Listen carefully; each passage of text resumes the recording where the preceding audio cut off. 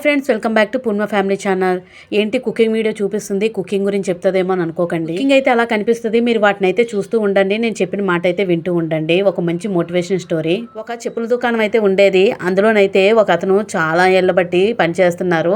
అతను ఎంతో సక్సెస్ఫుల్గా పనిచేస్తున్నారు. ఏంటంటే ఏ కస్టమర్ వచ్చినా అతను వాళ్ళు చెప్పులు కొనకుండా తిరిగి వెళ్ళడానికి వీల్లేదు. అంటే అతని మాటలతోనే అంత చాకచక్యంగా సేల్ చేస్తున్నారు అనమాట చెప్పుల్ని. అదే షాప్లో వర్క్ చేసే మిగిలిన వాళ్ళు మాత్రం అసలు అమ్మలేకపోతున్నారు.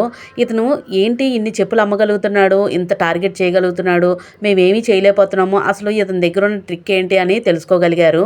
అది ఏంటంటే, ఒకసారి చెప్పులు కొనడానికి ఒకరైతే వచ్చారు. వచ్చి చెప్పులన్నీ చాలా అయితే ఎంచుకున్నారు. మనం కూడా అంతే కదండి, చెప్పులు తీసుకోవడానికి వెళ్తాము.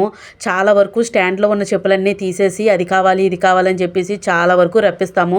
వాళ్ళు కూడా ఏమి ఇసుగు లేకుండా అన్నీ చూపిస్తారు. అందులో సెలెక్ట్ చేసుకోవడానికి కూడా ఇంకా చాలా ఆలోచిస్తాము. తీసుకునేది ఒక జత అయినా ఆలోచించేది చాలా టైం అయితే తీసుకుంటాము.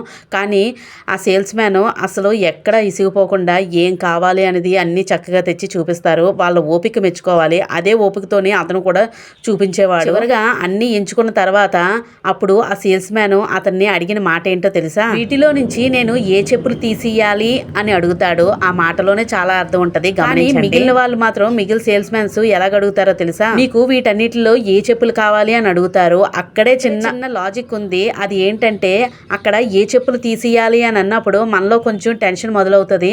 నేను ఇంత బాగా ఇష్టంగా అని ఈ చెప్పులన్నీ ఇక్కడ పెట్టుకున్నాను కదా, అమ్మో వీటిలో తీసేస్తే నేనేమైనా లేకుండా పోతుందేమో, నాకు ఎంతో ఇష్టమైనవి ఇవి నాకు దొరకకుండా పోతాయేమో అని ఆలోచనతోనే అమ్మో నాకు తీయొద్దు, నాకు ఇవన్నీ కావాలని చెప్పేసి అంటాము.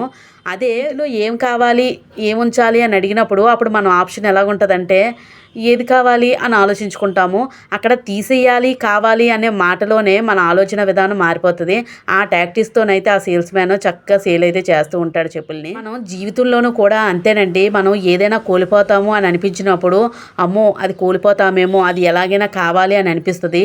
ఆ కోరిక ఆ విధంగానే అక్కడ సేల్స్ మ్యాన్ ట్రై చేశాడు. చక్కగా సక్సెస్ అయ్యాడు. మంచిగా అయితే సేల్ చేస్తూ ఉంటున్నాడు చెప్పుల్ని. అందుకే మనకి జీవితంలోని ఏదైనా కావాలి అని అనుకున్నప్పుడు దాన్ని మన దరి చేరినప్పుడు ఎప్పుడు వదులుకోకండి, వద్దనుకోకండి. కరెక్ట్గా సద్వినియోగం చేసుకుంటే మనల్ని మించిన తెలివైన వాళ్ళు ఎవ్వరూ ఉండరు ఈ లోకంలోనే. అది గుర్తుపెట్టుకోండి. జీవితంలో మీకు ఏదైనా దొరికింది అంటే దాన్ని ఎన్నటికీ మీ జీవితం నుంచి తిరిగి పోగొట్టుకునేలా చేసుకోకండి. అది ఎప్పుడు మీ దగ్గర ఉండేలాగే చూసుకోండి. మీకు ఈ స్టోరీ నచ్చిందని అనుకుంటున్నాను. ఈ వీడియోకి ఒక 100 లైక్స్ అయితే ఎక్స్పెక్ట్ చేస్తున్నాను. ఇక్కడ వరకు నా వీడియో చూసినందుకు చాలా థ్యాంక్స్ అండి. ఫైనల్గా అయితే కుకింగ్ కూడా అయిపోయింది. ఛానల్లోని మరిన్ని మోటివేషన్ స్టోరీస్ అయితే ఉంటాయి. తప్పకుండా వాచ్ చేయండి. మీకు నచ్చితే మీ ఫ్యామిలీ మెంబర్స్కి అందరికీ షేర్ చేయండి, లైక్ చేయండి, సబ్స్క్రైబ్ చేసుకోవడం మాత్రం అస్సలు మర్చిపోకండి. అలాగే మరొక విషయం, ఈ వీడియో ఎక్కడి నుంచి చూస్తున్నారనేది కింద కామెంట్ సెక్షన్లో అయితే పెట్టండి. నా వీడియోస్ ఎక్కడి వరకు రీచ్ వెళ్తున్నాయని కొంచెం తెలుసుకోవడం కోసం. థ్యాంక్ యూ అండి. Thank you for watching.